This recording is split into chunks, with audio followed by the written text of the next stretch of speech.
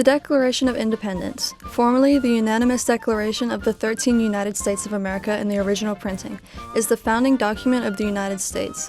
On July 4, 1776, it was adopted unanimously by the Second Continental Congress, who were convened at Pennsylvania State House, later renamed the Independence Hall in the colonial city of Philadelphia. These delegates became known as the nation's founding fathers. Gentlemen, as the Second Continental Congress, we are about to ratify the Declaration of Independence. As representatives of all 13 colonies, we recognize that in ratifying and signing this document, we are committing an act of treason against the Crown. So I suggest that at this point, we ask students from Carroll County Public Schools to read it aloud. When in the course of human events, it becomes necessary for one people to dissolve the political bands which have connected them with another, and to assume among the powers of the earth the separate and equal station to which the laws of nature and of nature's God entitle them, a decent respect to the opinions of mankind requires that they should declare the causes which impel them to the separation. We hold these truths to be self-evident, that all men are created equal, that they are endowed by their creators with certain unalienable rights, that among these are life, liberty, and the pursuit of happiness. That to secure these rights, governments are instituted among men deriving their just powers from the consent of the governed. That whenever any form of government becomes destructive of these ends, it is the right of the people to alter or to abolish it, and to institute new government, laying its foundation on such principles and organizing its powers in such form as to them shall seem most likely to affect their safety and happiness. Prudence indeed will dictate that governments long established should not be changed for light and transient causes, and accordingly all experience have shown that mankind are more disposed to suffer while evils are sufferable than to right themselves by abolishing the forms to which they are accustomed. But when a long train of abuses and usurpations pursuing invariably the same object evinces a design to reduce them under absolute despotism, it is their duty to throw off such government and to provide new guards for their future securities. Such has been the patient sufferance of these colonies, and such is now the necessity which constrains them to alter their former systems of government. The history of the present King of Great Britain is a history of repeated injuries and usurpations, all having indirect object the establishment of an absolute tyranny over these states. To prove this, let facts be submitted to a candid world. He has refused his assent to laws, the most wholesome and necessary for the public good.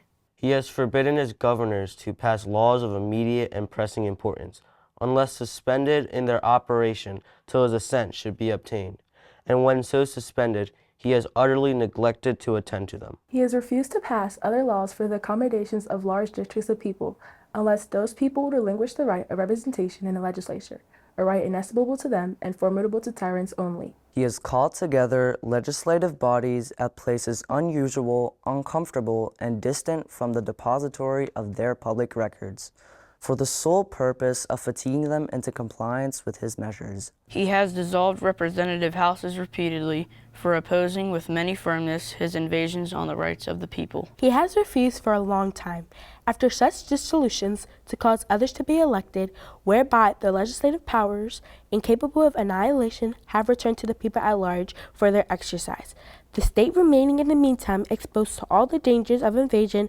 from without and convulsion within. He has endeavored to prevent the population of these states, for that purpose obstructing the laws for naturalization of foreigners, refusing to pass others to encourage their migrations hither, and raising the conditions of new appropriations of lands. He has obstructed the administration of justice by refusing his assent to laws for establishing judiciary powers. He has made judges dependent on his will alone for the tenure of their offices and the amount and payment of their salaries.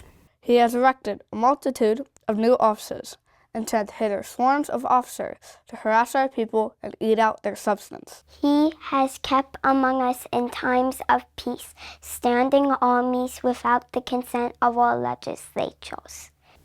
He has effected to render the military independent of and superior to civil power.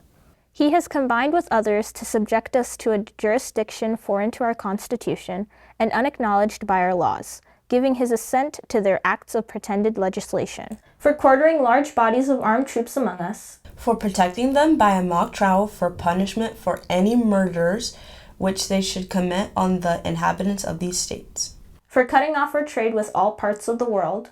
For imposing taxes on us without our consent. For depriving us, in many cases, of the benefits of trial by jury.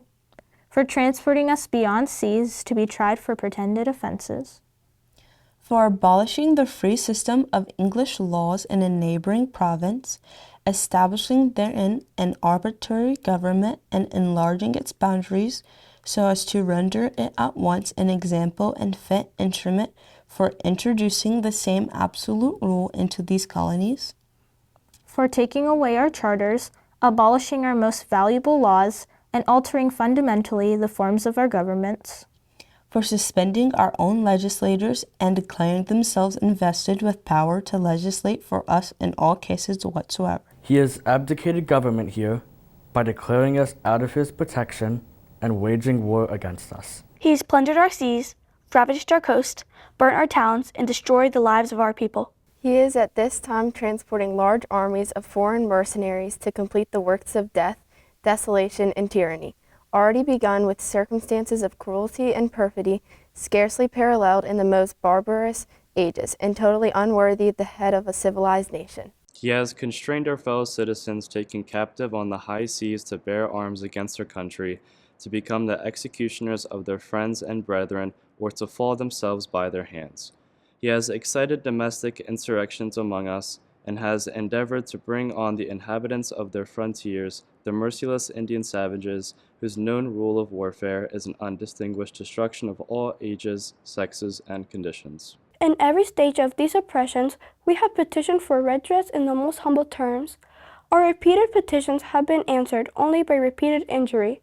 A prince, whose character is thus marked by every act which may define a tyrant, is unfit to be the ruler of a free people. Nor have we been wanting in attentions to our British brethren. We have warned them from time to time of attempts by their legislator to extend an unwarrantable jurisdiction over us. We have reminded them of the circumstances for immigration and settlement here. We have appealed to their native justice and magnanimity, and we have conjured them by the ties of our common kindred to disavow these usurpations, which would inevitably interrupt our connections and correspondence. They too have been deaf to the voice of justice and of consanguinity.